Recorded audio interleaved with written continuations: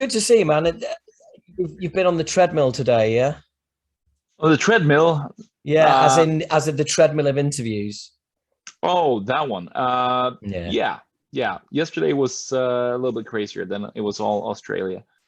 I did Oh, seven interviews in a row. It was pretty wow. intense. Yeah, Yeah, ever so no, slightly. no stopping. So Yeah. Oh man. yeah, And presumably that's like seven sets of some questions keep popping up, the same questions keep popping up. yeah, sure, yeah. That definitely happens. But I mean, I would say in general they were quite good, and Oh, good. not always about like, oh, what's the difference between the previous album and this one, and blah blah blah. It's yeah, Yeah. it's a little bit all over the place. So yeah, Good. I'm glad to Mm. hear it because um Yeah, it's been a while since I spoke to you. Um, yeah. so last time we spoke, I hadn't brought Acid Rain back. I've been digging through the podcast. It was 8 years ago in the bowels of Islington Academy, Wow. and you were on tour with Overkill. Yes, Yeah. but that was just a one-off, wasn't it? Yeah, that was a one-off. It was an absolute disaster. I can't remember what it was. We didn't get a sound check. It's just yeah. Do you know? I'd rather forget I, about the whole thing. and do you know what? I was going to tell you, front man Yeah, to front man, what a yeah, great job I thought you did that night, because I can still remember, because you had stuff to deal with, and then you also had the Overkill crowd to deal with who were a bit yeah. apathetic. And I thought you did an awesome job, man. I really do. Well, thank you. Cheers. It, Thank you. it stuck in my mind enough to tell you 8 years later. Yeah, exactly that. Well, Yeah, that's a good sign, I guess.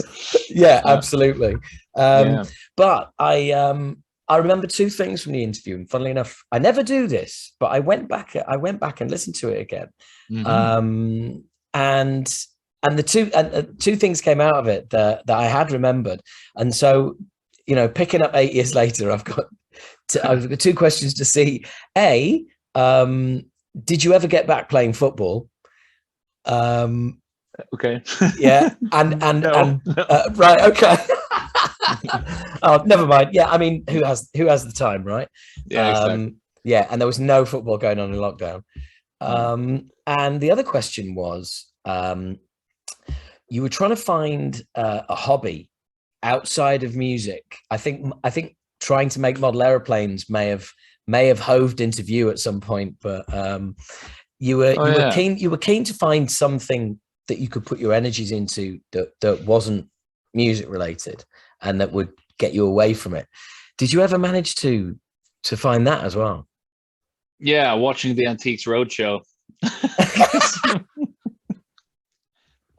No, but seriously, I mean, I've always liked antiques and like vintage stuff, going to flea markets and stuff like that. So I like to do that. But I've always done that, and maybe I've done, I don't know, more of that stuff Yeah, the latest 8 years. I hope. I But tell that's you something that I what, really enjoy. Yeah. that's amazing. You are talking to the son of two antique dealers. I spent my No. entire youth living in a house where if you knocked something off a shelf, it was a big fucking problem. Yeah, because you couldn't just go Wow. to the shop and buy another one. Yeah. And yeah, I was getting stuffed into cars and driven to flea markets. Um, That's uh, brilliant. I love that. oh man, honestly, what an upbringing! I mean, it gave me a great head for business, because Yeah, I my bet. Yeah. parents had constantly, well, you buy at this and you sell at this, and this is called profit, Yeah. and that's like, right, okay, yeah, no, I get it. That's Um, cool. So do you yeah, go to auctions as well on Saturdays or whenever? I don't know when you have well, them. we used to, yeah, basically when I was a kid, I got dragged around all of this, against my Yeah. will, because I was a child, and of course, because I was forced to do it. Yeah. As soon as I got an opportunity to not do it, that's Yeah. exactly what I did. I was like, no more antique fairs for me. Yeah. But the strange thing is, you know how it is. The older you get, your interests change, your attitudes change, Yeah. and I found myself kind of, yeah, I wouldn't be say being drawn back into it, but I do. I've got a passion for collecting things and and Mhm. and and and art and all sorts, and that comes from growing up being surrounded by these beautiful things, I think. Yeah, I'm sure. I'm sure. I mean, for me, it was my grandma, or my grandma and my grandpa. They had an antique store when I was a kid, Ah, so right. I loved hanging out there, and it was so much old stuff. I just loved like the old stuff, and I was thinking, I was like, wow, I can't believe this is that old, and then I got to come with my grandma to the auction every Saturday, and I loved that. You know, Oh you man, have that's like a sort of like a pre-viewing where whatever you can go walk around and you know, look at all these things, and it's I loved it. You know, yeah, yeah. No, so that's viewing. You know, you used to have, because I mean, you know, when I did it, it was pre-internet. I'm presuming it was for you as well. And it's like literally, yeah, if you went the day before to the auction yeah, to see what was in it, and to see yeah, if you'd go back the following day yeah, to bid for it, or mm, leave a bid, and you know, you yeah, leave and say like, right, I'm putting that on that. But of yeah, course now it's like, you know, every auction in the world has internet access, so yeah, it's just, yeah, it's a completely different ball game now.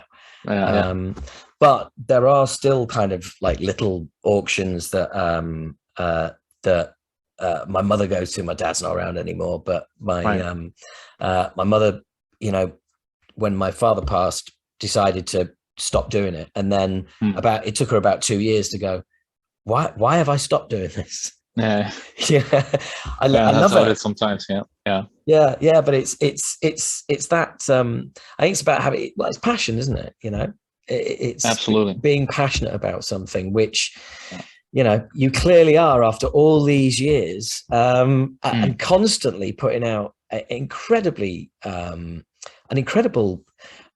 quality of work. How I know it's thank just you.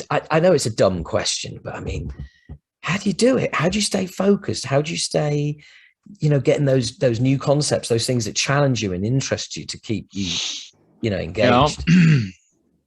I don't know. It's a very good question. I don't know if I have a good answer. But I mean, it's I think it's been quite a long journey, and I think we've been really good at not trying to rehash ourselves and you know sort of you know get too comfortable in our own skin, if that makes sense. I Yeah, mean, and you know, we released Natural Born Chaos in 2002, and I mean that was a little bit ahead of its time, but it you know it definitely had an impact on the scene, and we could have just maybe continued there. You know, it's like okay, this is where we're supposed to be, you know, yeah, but then no, we didn't, and then just move forward. So I guess we're not that much of a nostalgic band, you know. We've never celebrated, you know, 10 years anniversary, 20 years anniversary, or anything like that. We haven't performed any of our classic albums in its entirety or anything like that. And there's been quite a few yeah, lineup changes, as you know. And I think yeah,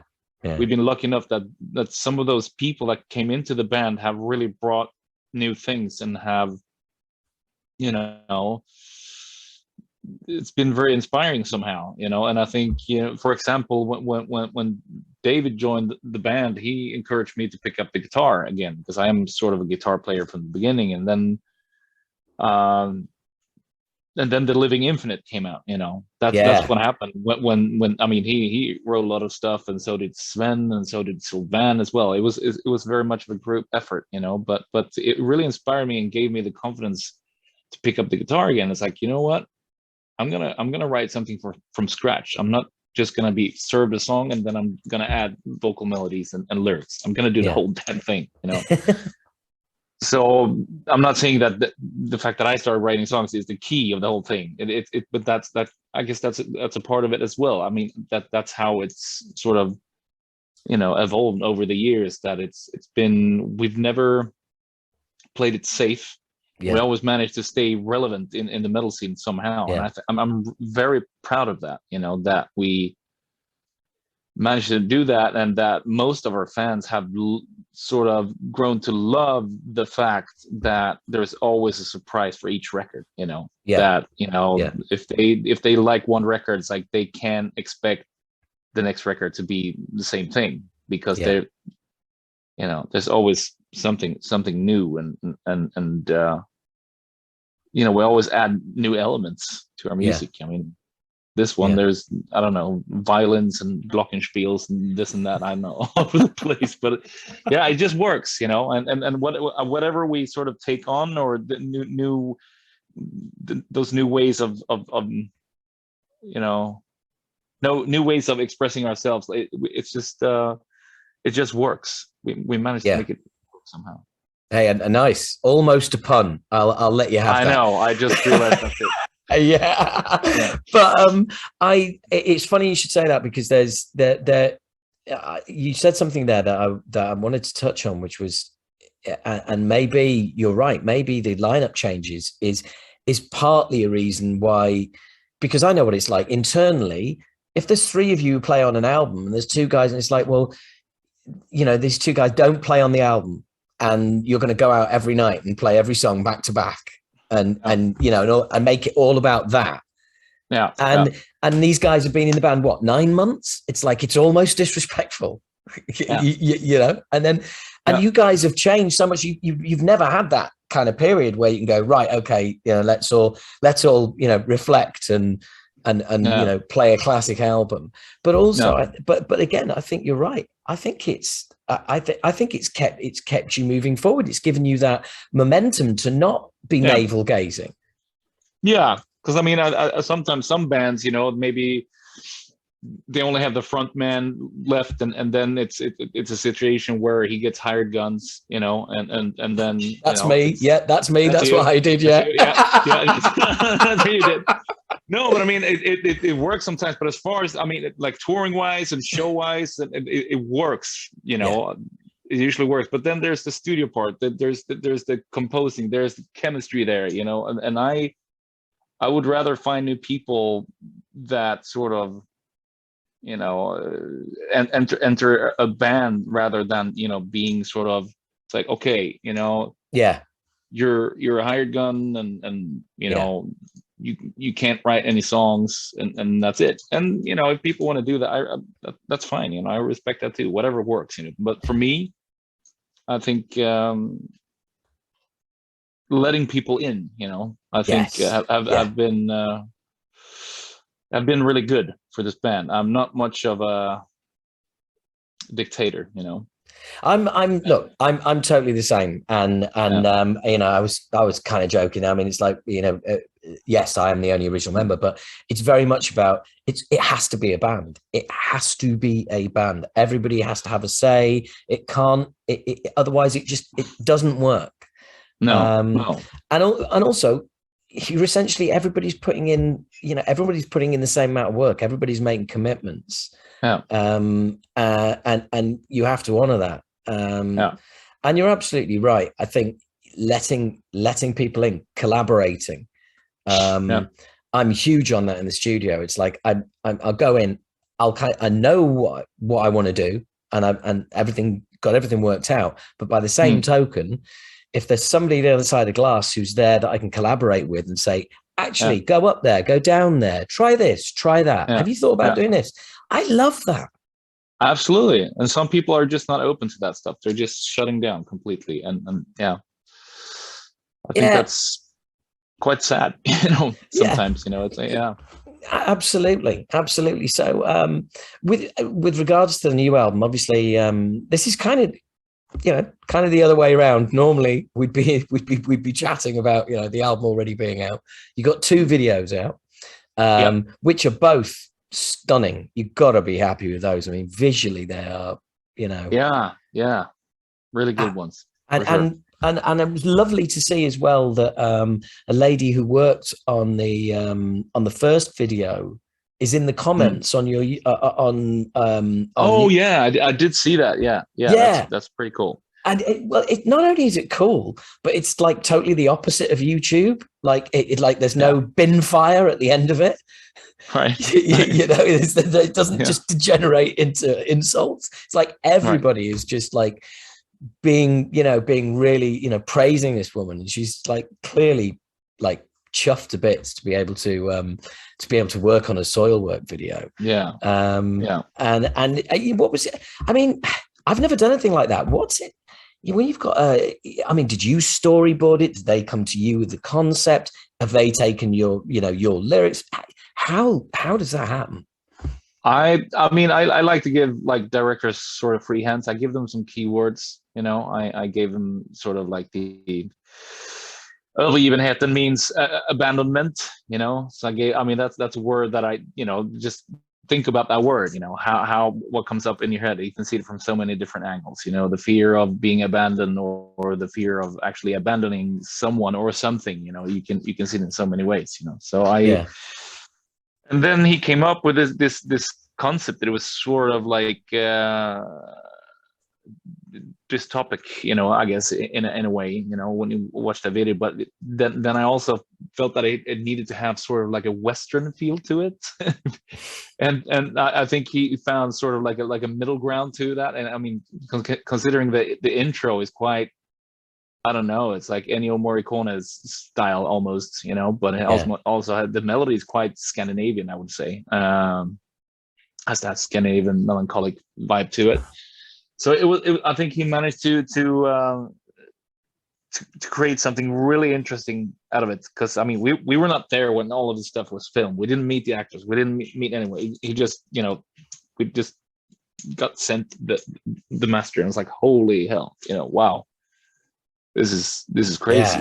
Yeah. I mean, it's, but again, we were talking about letting people in and collaboration, and I think you have to have faith in your decisions. You have to have faith in like, we've got the right people. So here's a couple of words, go and make the video. Yeah, and sometimes you just have to make decisions and make them the right ones. You know what I mean? And then you also you obviously live and learn. We've done some stupid decisions and hired some people that were not so good. We've had some shitty videos through the years, but haven't we all gambled a little bit. I like gambling a little bit, and just go for it. So and sometimes it pays off, and sometimes it doesn't. But rather that than play it safe and do a bouncing ball lyric video, which is just so depressing. Absolutely. It's very, very depressing. It's bad. It's bad enough that, especially as a lyric writer, it's bad enough that now our lyrics are just are seen to be not worthy, like, so few people buy physical product. And it's kind of like, that's kind of like the lyricist's enclave now, is you get a lyric video and it's just like, I'd rather not, thanks. No, exactly. No, we're very much against those. Good. But when you were, I was listening back to the old interview, and of course David was there as well. I think we both did that one. And Dee Verney popped in and popped his head in and said hello. And I didn't recognize him, like a fucking idiot. Dave's a really cool guy, and I was just I just wanted to find out if he was still a doctor, or have you all made him give up? No, he's still a doctor. Awesome. Oh, that's very, very cool. Absolutely. Were you all on the phone to him during the pandemic? Right. What's your take on this, David? Oh, so you actually talked to him during the pandemic? No. Were any of you guys ringing him up? I mean, I talked to him quite frequently. So I mean, he, I don't know. His guess was as good as anybody else's, I guess. Nobody knew. I mean, he just sort of predicted, oh, this is going to take some time. That's what he said. But and that's sort of what I felt too. But I mean, you never know, and it's still an ongoing thing. And then you read the newspapers today as well, that it's like 10,000 new cases in Germany every day, and that they're talking about possibly having a lockdown in the fall. It's like, okay, here we go again. I mean, this is not over, man, it's.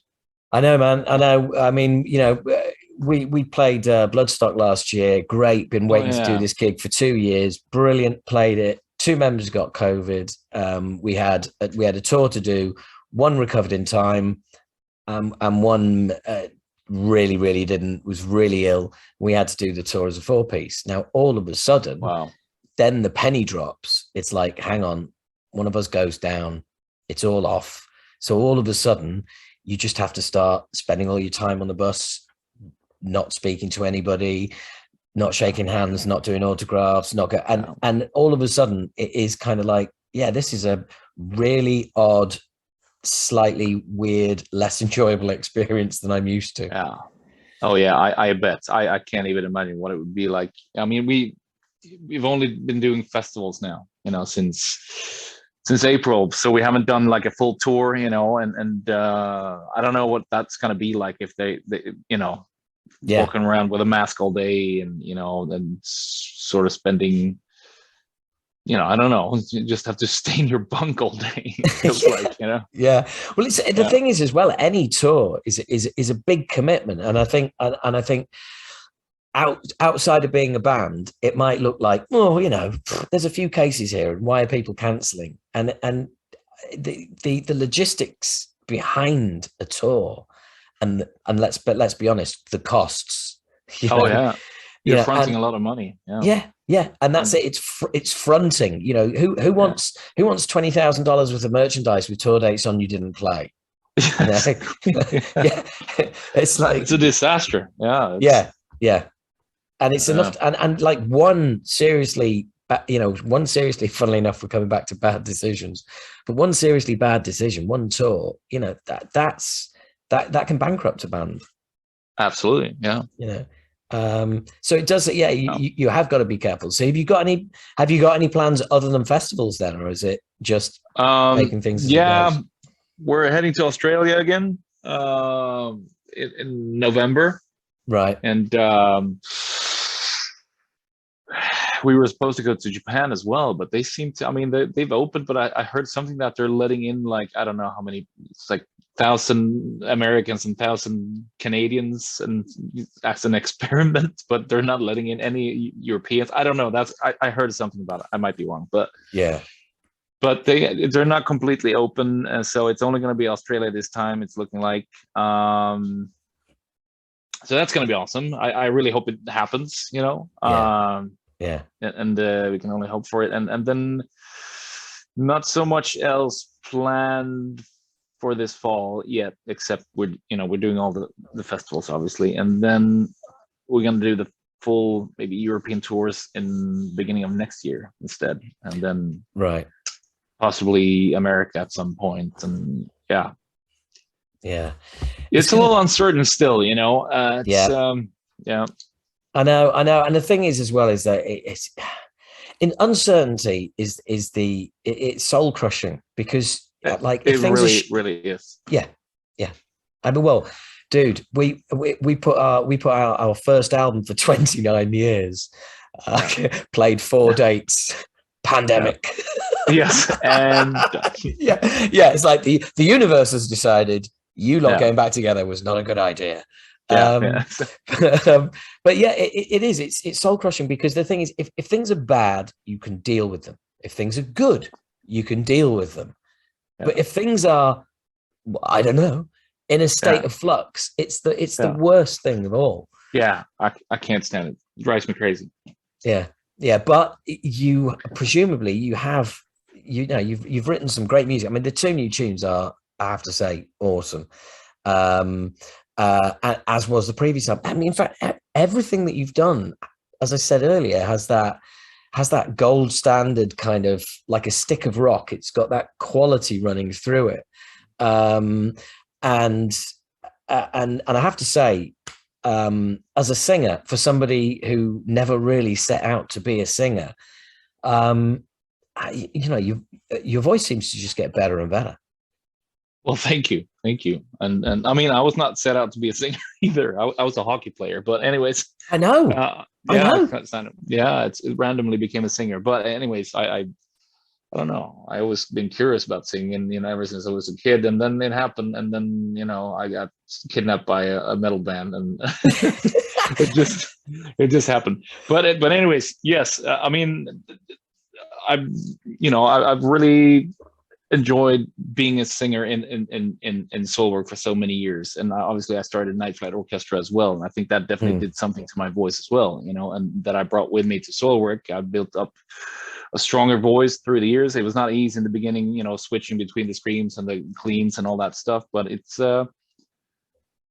so far the curve is still, you know, Yeah, going up, and I'm grateful. absolutely. I'm gonna be 44 in September, you know, so I'm extremely grateful that it's still.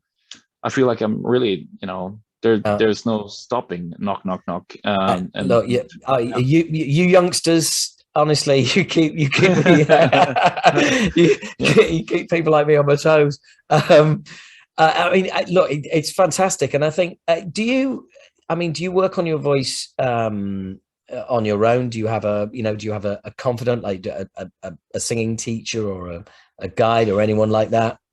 No lessons or vocal Wow. coaches. I I just do a lot of singing, and for I mean, I do a lot of session work as well, Right. and collaborate with bands from all over the world, and Yeah. that's in, you know, different genres as well, you know, and because now people not only contact me because of Soilwork, but also Night Flight Orchestra, so that makes everything a lot more diverse, you know, and Yeah. vocal wise. So I think that's why I mean, during the pandemic, I mean, I've been singing just about every day, you know, so I kept the pipes warm, and maybe I should have rested a little bit more, but I don't know, it seems to be working, and knock, knock, knock again, and yeah, I just, I guess that's how I practice, you know. Yeah. I get thrown a lot of stuff that it's like outside my comfort zone, and I just go for it, you know, and that's, I guess, how you develop. And I always want Yeah. to top myself for each and every album, whether it being Soilwork or Night Flight Orchestra, and I try out new things, I experiment, and we do a lot of touring, of course, so I built up quite a strong, you know, like a stamina, you know, when it comes to vocal cords, you know, Yeah. over the years, and I don't know, I'm doing something right, I guess, you know, Yeah. I'm just grateful that, and I constantly find new voices, you know, that's Yeah. fun, makes Yeah, it no, fun. I absolutely, absolutely. I mean, I discovered almost accidentally this thing. You're probably aware of it. You know, head voice, where Yeah. like I literally found that, Yeah. and I was kind of like, oh my Yeah. god, this is insane. Yeah. You know, it's like It's yeah. yeah, it's weird because as a singer, I often feel like it's like when I'm using it, I'm like, yeah, I'm literally the only person who knows what's going on here. Yeah, Yeah. they all think that I am Yeah. absolutely kind of like, um, just singing as normal. Yeah. Whereas it's like you're kind of like it's a little bit of, not a shortcut, but it's just a way of taking some pressure off because you need to occasionally. You got to pace yourself. Absolutely. Yeah. Yeah, Yeah. but Yeah. it was utterly bizarre when it first happened to me. Um, Yeah. yeah, I kind of like just I'm singing, but I'm not singing. This is Yeah. weird. I know, it's quite surreal. Yeah. Yeah. It Yeah, is. and then it disappeared, and I was kind of like, oh Yeah. my god, was that like a one-off? Will that ever happen again? Yeah. But eventually, I managed Yeah. to kind of manage it, and I managed to like, and it's saved my life really, Yeah. um, because otherwise I'd be lost without it. Yeah. But it's very true what you were saying about all of the different things you're in as well, and the fact that that you're constantly being challenged and pushed. I'm exactly the Mm. same. I think Yeah. it's I never want to repeat myself, and the next thing's got to be better than the last thing. Otherwise, what's the Yeah. point? Exactly. Yeah. Yeah, and Absolutely. And for me, I think I've done a lot of the backups myself as well, you know, and managed to find voices that doesn't sound like me, because sometimes, you know, you can definitely hear, you know, when you have a lead vocals, you don't want that person to do the backups as well, because some of that sort of, it sounds too similar. But I've yes, managed to sort of find ways to not sound like myself, and do yeah, the backups that nobody can, like, oh, that's somebody else doing the backups. Um, and so I've been doing a lot of like falsettos and built up a really strong falsetto. And if you ask me, I think that's definitely the key to good singing, to actually, or like build up a strong falsetto. Yeah. Because No matter that way, how weird that sounds to somebody who's gonna, start like a gore grind band, I don't care. It's still the key. I mean, I think it's gonna improve your vocals no matter what you do. I couldn't agree more, because I think it's the weakest part of your voice. It's the weakest part of anyone's voice. Yeah. And so if you can strengthen that, then everything else will seem easy. No, absolutely. And I think it's a strange thing, the voice. I love finding different voices. I like, if somebody wants, this needs some narration, great, I'll do it, but I'll just do it in a different voice, which was great, because one of the bands said to me, do we need to get this cleared from the movie, because it's a song about the Evil Dead? And I was like, do we need to get this dialogue cleared from the movie? I was like, no, we don't, because it's me.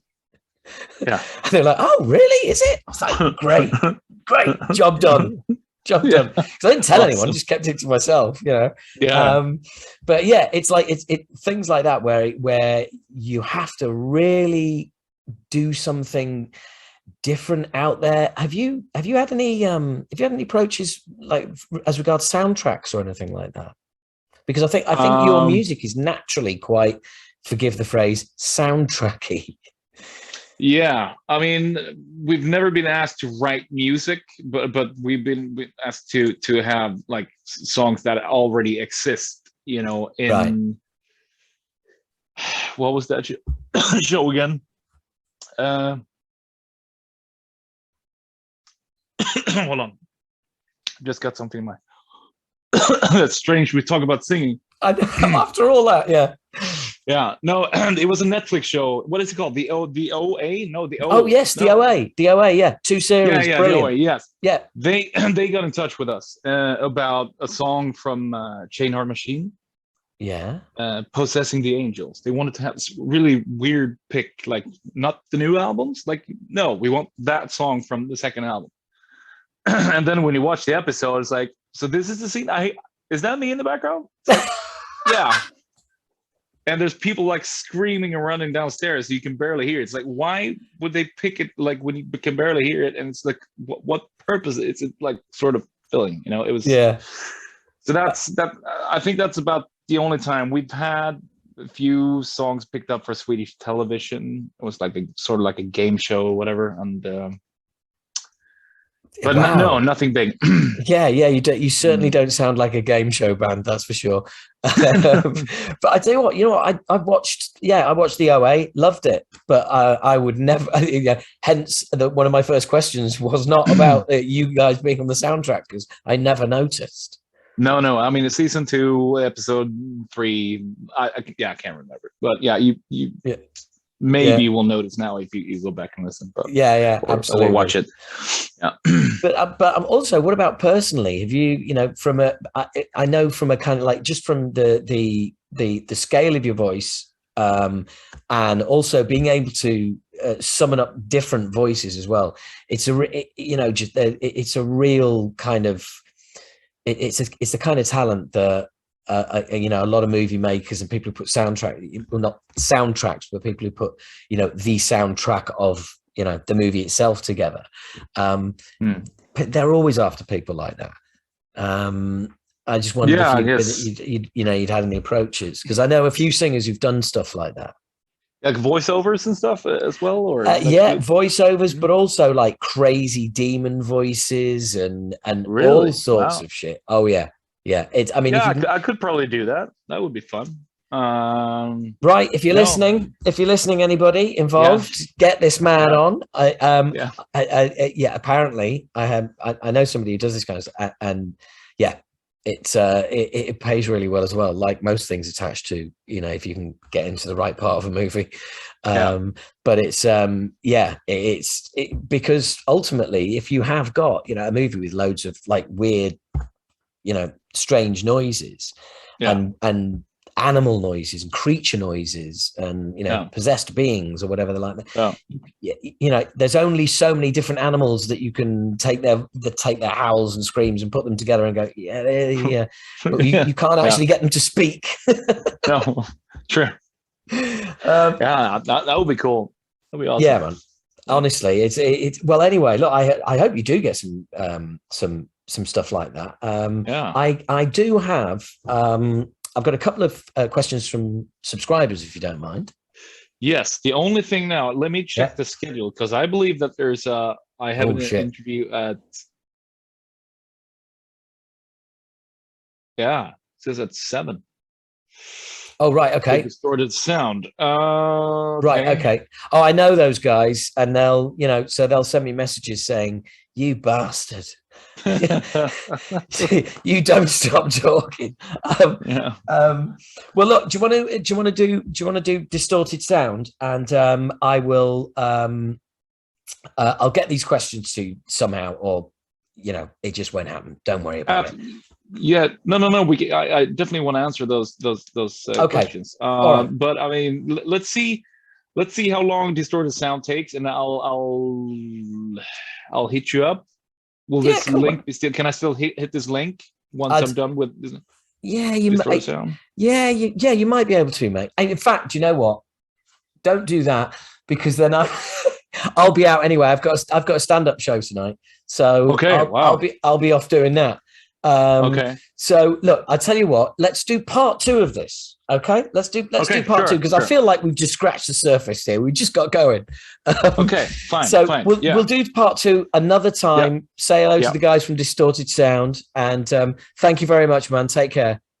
Thank you so much. So I guess you'll be contacting Leonie or whoever. I'll get back to them, and we'll come back to you. Brilliant. Thank you. No problem. Thank you. Take care. Okay, mate. Take care. Cheers. Bye. Bye. I bet you've done a ton of these since we last spoke. Yeah, it's been quite crazy the latest week or so. I've been doing quite a bunch of festivals too in between. Oh, awesome! That must have been fun. Yeah, we did Gävle Metal Fest. Saw the tribute to LG Petrov Entombed playing. That was cool. That was nice to see them reunited. And just came home yesterday from Germany. Did Baden Blut. And if I'm not mistaken, you have caught the sun whilst on stage. Yeah. Yeah. It happens though, outside sweating, and that sweat gets burnt off, and exactly. Rock lobster forever. Well, we've been surviving the heat wave. We had 41 degrees over here, which was just how was that? That must have been just absolutely insane. Basically, no one did anything. You could it was like back to pandemic times. You could go outside and there'd be like no one around because everyone was just hiding indoors. Nobody really has AC at home, right? In England, no, not at all. No, that's it. I mean, we don't even have it in every shop. Never mind in every residential home. So right. So it was fun. I'm still alive. That's all that matters, And I'm kind of like really pleased and really pissed off. I just got your album, but I literally got it about 5 minutes ago. I got an email from the label. Yeah, I got. Why that late? Why that late? Oh, I don't know. Shit. No. I'm just pissed off at the label for coming to you that late. Oh, to be honest, I don't think it was specifically for me. I think it was that's the day it's gone out to all press. So it really? Okay. Well, it's certainly the email I got. But whether or not I've missed a previous one, you never can tell. But who knows? Yeah. But anywho, where were we? Just like pick up just like that. Yeah. One thing that I did want to ask you was about the title of the album and that theme of abandonment. Yeah. It's because I mean, I've had some, I've had some struggles in my time, and abandonment is definitely an issue that that I carried around with me for many years, and I think it's very difficult to shake, because it's usually a result of major happenings in people's lives smashing together, and it takes years to kind of figure out that might be a thing. Absolutely. Yeah. I mean, I have, I guess a personal connection to the title would be that I'm happy to say I'm in a pretty good place nowadays, and have been so the recent years. But before that, I went through some pretty rough stuff, and with relationships and everything, very destructive times, and I had to abandon things to get to where I am today. And it's hard to do. It's very hard to do. Wow. And I did it, and it brought me where I am today. So sometimes you really need to make those decisions. I mean, but then again, this title is not about me. And out of a band perspective, we wanted to find a title that is we wanted to find another word in Swedish that's really powerful. We have verklighet and reality. We all have our different realities, and and so on. But abandonment, it's a pretty strong word, and I think most of us can relate to the fear of being abandoned. In our lives at one point, but also the fear, like I mentioned before, like the fear of abandoning someone or something, that can be just as hard. Yes. So and I kind of have it the other way around, and of course, looking at it from one's own perspective, you usually only see it one way, which is me looking outwards and that fear of abandonment. But you're right. Actually having to cut someone off or out of your life is just as damaging, even if it's for all the right reasons for both of you. Because there's so much guilt involved, and it's it runs pretty deep, even though sometimes there's no point of feeling that way, but it's like I guess it also shows that you're human, but it's not easy. But anyways, we wanted to find a word that most of us can relate to, and so it's sort of like continuing on that path, expressing something in Swedish, and that also sort of rhymes with the music, and especially the melodic language that runs through the album. I would say, it connects there. I love that. That's a lovely term, the melodic language. That's beautiful, man. I like that. I'm gonna steal that and pass it off as my own. Awesome, go for it. But that's really kind of is it me, or is it the deeper you get into your career, the more and this is going to sound really clumsy, so I apologize, the more Swedish you get, or the more kind of, it's like, I kind of get the feeling when you're younger and you're starting out, you kind of like, you want to build those bridges, music's in English, everyone sings in English, and you want to make the effort to reach out and get all these people to listen to your music. But then deeper into your career, it's kind of like, well, there's no need to do that anymore. And actually, let's start dragging people into our world a little bit more. Yeah, I think that might be true. Maybe you start connecting to your roots a bit more, and feel more sort of comfortable in your own skin. You don't have to pretend anymore. Not saying that I've been pretending that much in my life, but you know what I mean. It's like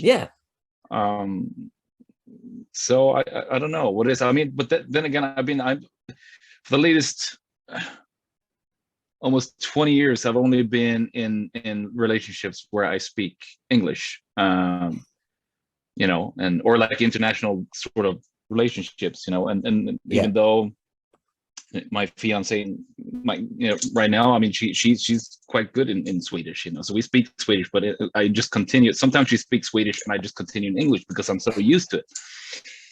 So Yeah. I think maybe this is also a way for me to sort of, I don't know, to sort of connect to my Swedish roots, because sometimes I fail to come up with Swedish words. Like I just get stuck and I say it in English Wow. instead. And I just feel pathetic, you know, but it's like, yeah, maybe Yeah. it's not that weird after all. But then maybe I'm trying to, I don't know, keep myself grounded and like sort of expressing things in Swedish as much as I can through this band that, you know, is still an international one. Yeah, because you So, have, I mean, you know, you're very much, you know, when you're in a prolific touring band and projects, you're a citizen of the world, and you're speaking English because it's kind of like the language of the world. And I understand that kind of, that sort of, you know, disconnection with your own culture and your own language. I mean, if you're on the road, you're pretty much speaking English nearly all the time. Yeah, I know. It's like, who am I again? And I think that's where those 2 years that we just had now, I mean, I got some time to sort of digest everything and sort of reconnect to that other person, you know, who's not behind a microphone 90% of the time. So it's been good. And so maybe this title came out quite naturally in the end, even though we named the previous one with a Swedish word as well. But we'll see if we continue on that path. But, you know, it just felt good, you know, and still feels good. And I guess we ran out of ideas in English. It's just, you know, can be as simple as that too. It's kind of refreshing though.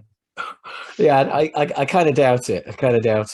But I do have some subscriber questions, because that is why we're here. Although I could talk to you about singing all day. So here we go. First question is from in fact, I say subscriber questions. It's subscriber questions. We've got one guy who's just basically gone mad. So I've got big fan, looking forward to the new album. I've noticed a fair few vocalists who use harsh and clean vocals and seem to ease back on the harsh vocals live. Yet I've never seen you do that. Is there anything special that you do to look after your voice to allow it? Wow.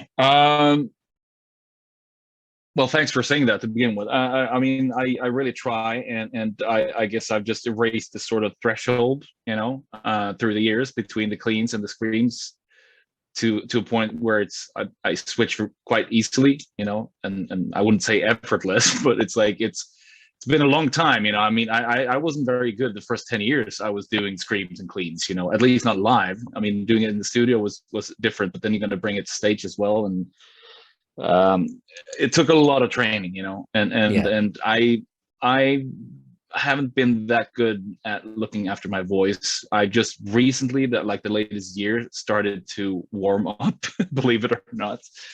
And it's like, yeah, I don't know why haven't I done that in the past. It's just ridiculous. I know, but I always feel like, you know, it worked out well anyway. It's like, why, if it ain't broke, don't fix it, basically. Exactly. But what I noticed was when we started doing I did like double shows with the Night Flight Orchestra and Soilwork at the same festival with just 1 hour in between. And first, like, how am I going to be able to pull this off?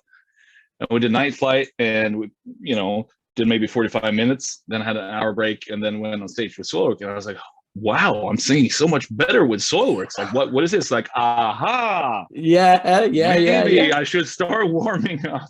You know what I mean? Absolutely. We've got, I mean, we've got a festival, and we're going to do rehearse the entire set in a studio nearby, and then a few hours later we're going to do and years ago I'd have been like, shit, how am I going to sing the set twice in one day? Instead, I'm like, oh, this is awesome. I'm going to be like absolutely on it for the festival. Yeah, because you just warmed. And I'll tell you what, I'll trade you. I kind of did warm ups, but I kind of dipped in and out. But now, I do warm downs as well. Okay. Yeah, now, I've been thinking about that. Maybe it's good. I don't know. So far, so good. I mean, it's sort of like a new world opening. I mean, it's only a 5-10 minute vocal warm up. That's about it. Well, my warm down is about 3.5 minutes.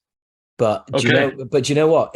What I find it is, because it's basically about, it's doing scales, but but you start high and then you just drip and you round them off. You fall off the note, and you let the voice decay, and then you work on the breathing as well. Instead of breathing like you do intensely on stage, it's ease the breathing off. Just suck air through your mouth, don't breathe it in. And it's all about just regulating your throat, your lungs, your diaphragm, everything back down to a level where now you can talk, because you've been like up here, right, and you start talking, there's this huge gap.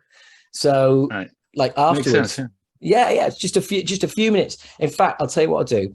I will email to Claire a link where you can download the MP3 I use to warm down, and brilliant. Have a listen, see what you think. Absolutely, I will try that. Thank you. Also, the lady who does it has got a gorgeous lilting Scottish voice, and brilliant. And that straight away just makes you. Honestly, you just chill the fuck out. Oh wow, that sounds perfect. Yeah, no, it's really cool. So I'll make sure I send you that. I'll send that to her straight away. Okay, next up, Mark again. I've noticed that when this is all about singing. I haven't made this person up. Yeah. These are questions from someone else, but they are about singing. I've noticed that when you guest with Night Flight, there's often something slightly different in your tone. Is that conscious on your part? So it's not Speed from Soilwork, it's Bjorn Strid, or is it just production differences? No, I think it's slightly different. I don't think I can explain exactly what's going on, but I think I definitely put on a Night Flight hat. I was going to say I'm wearing a beret, so I guess we can call it a Night Flight beret, or I put on a Soilwork vest. You know what I mean? Battle vest. Yeah, exactly. So I mean, the switch, it's I can definitely feel that, and I enter sort of like a different, I was going to say universe, but it is in a way. It's I think I use my voice slightly different with Night Flight, and I think that's also where I've sort of found new voices. Like I've explored unknown territories when it comes to my vocals, and I've been using maybe more air and stuff like that, and I also brought that with me to Soilwork, but still it sounds different. I'm glad he's pointing that out as well, because because I've been starting to wonder, when people start saying, oh, the new Soilwork stuff sounds like Night Flight, it's like I hope I don't sound the same. And I was like, it's really hard, when you're so deep into it to it's like I feel very different, but does it actually sound different? But I'm glad that people actually hear that and feel that. So I can't really tell exactly what it is I do, but it's just different emotions. It's different emotions, and it seems to me like maybe one of the key words is attack. There's a little bit more attack in Soilwork than there is with Night Flight. But there's also a big difference in the music. So it makes sense. Yeah. Well, this is another one from Mark. Just how have you found the change in terms of writing since David joined? Now that he's also contributing some more music, and is also you're contributing music, and he's also contributing lyrics. Yeah, I mean, something definitely happened there, and it when he joined the band, and we did The Living Infinite, and I think that album was crucial. That did something. That was a huge project and experiment that we need to go through to go to the next level, because I mean that's right after Peter quit the second time, and I mean who just decides to make a double album? I mean, it's just bound to go south, but I mean it worked, and I think that's where also David really encouraged me to pick up the guitar again and actually start writing songs. I've done that a little bit in the past, but that's really where I started writing songs on guitar from scratch and built them up, and then adding the vocals last, and I wasn't used to that. I was always used to getting like a song, pretty much finished, and then I was going to add lyrics and vocals and melodies and that stuff. But now I get to build some songs from scratch, and David contributed with so much stuff that I wasn't used to, and at that time, you know, Sven was also writing songs and Sylvain as well, so it was very much of a group effort in the end, The Living Infinite. So, but we really were able to explore, you know, new things through that album, you know. Yeah, and it's a very diverse album, so I think that's definitely brought us where we are today as well, you know. So I think that definitely did something. And, you know, I also, you know, realized that, you know, David is really good with lyrics, and you know, I was kind of glad to let that go a little bit, because, you know, I felt that I gradually started becoming better at expressing myself through melodies more than words, you know. And even though, I mean, don't get me wrong, I still like to write lyrics, and I'm, you know, I still come up with some good stuff, you know. But writing for a whole album, it's tough, you know. It's like, and sometimes, you know, it's the classic myth. I mean, especially when you're in a good place, I was going to say, but I don't always, you know, agree to that. It's like there's always something you can write about, of course, but yeah, I don't know. There was something that happened there, and it sort of made me go outside my comfort zone, you know. And that's always what makes you sort of evolve, I guess, in the end. Yeah, that's it's very healthy. That, like you said, that's where the interesting stuff happens. And I think, and also writing lyrics to order, that's difficult. Yeah, you know, because that is like, can you be inspired now, please? Yeah, it's like going, you know, coming to a hotel 2 a.m. after a festival. Okay, the lobby call is at 6, and sleep now. That's not going to happen. Yeah, you know. Yeah, absolutely. I know that. It's the same thing. Yeah. Sure. First night on tour, I will not sleep. No. Like, I know that now, so now I don't get mad about it. Exactly. Yeah. But I used to beat myself up, and I'm like, well, you're certainly not going to sleep now. Exactly. Yeah. But whereas now I'm just like, let it go. I'll make it up. You know, I'll make that ground up somewhere else. I'm trying to do like reverse psychology and say like, okay, most likely you're not going to sleep anything, and if you do, that's a bonus, you know. So I kind of look at it that way, but it's not fun, you know. But it's if you get frustrated and mad and like anxious and all that stuff, it's 10 times worse, you know. So no, absolutely. Well, look, Bjorn, I'm really pleased that you came back for these few questions. One thing, me too. I've got a story for you, and it's completely unrelated to music entirely.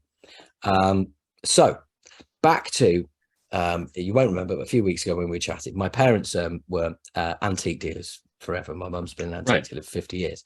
Now, so we got friends who were also antique dealers, and they went to an auction and they bought a box of stuff because there was a couple of things in the lot that they wanted. They got it home and they paid, I think it was about £25 for the box. They're looking through the box, and they found what was described as a disgusting little penguin sat on a rock. And they just put it to one side, and they found the bits and pieces they wanted, and that was great. And they're like, what about this other crap and this like shitty penguin? And they're a husband and wife team, and he picked it up and he said, you know what? I think this might not be as shitty as we think it is, you know. He's got a little gold beak, and he's got little gold feet, and I think they might actually be gold. And then they looked a little closer and went, those eyes are red. If that's gold, they might be rubies. This is worth checking out. Oh yeah, exactly.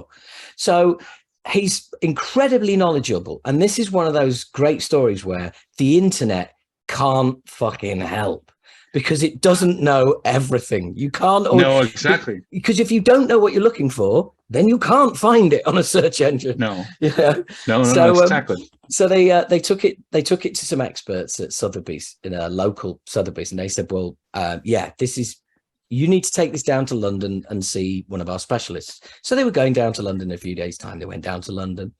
They went into Sotheby's in London. They said, oh, we've got this, blah, blah. And they said, okay, look, leave it with our specialist. come back in like a couple of hours. They came back in a couple of hours. They came in.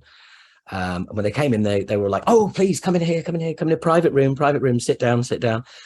We've done our research, and it's made by Fabergé, and and he's it's not just his feet and his beak.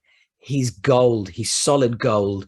He's been painted as a penguin, solid gold, diamonds in his feet, rubies in his eyes, estimated value 40,000, and sold for £57,000. No, in a lot that cost them nuts. £25. Yeah, I love stories like this. I could just.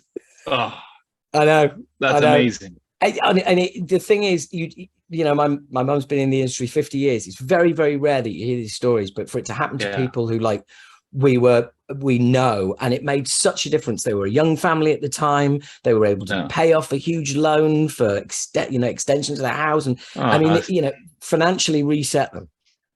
You know, and that was just that's brilliant. What a good story. Seriously, it's cool, man. It's cool. I love telling that story. Wow, thanks for sharing that. I love it. No worries, man. No worries. Okay, do you have a picture of it? Do you have a picture of it? Do you know what? I might have a picture somewhere. If I do, I'll attach it to the email I'm sending to Claire. Okay, cool. Okay, dude. Cool. All right. Vocal warm downs and penguins. That's all. Yeah. Fabergé penguins. All right, mate. Look after yourself, and I'll see you at a gig or on the road somewhere soon. Absolutely. Thank you so much. Take care, mate. No worries. Take care. Okay. Cheers. Bye. Bye-bye. Bye-bye. Bye. Bye.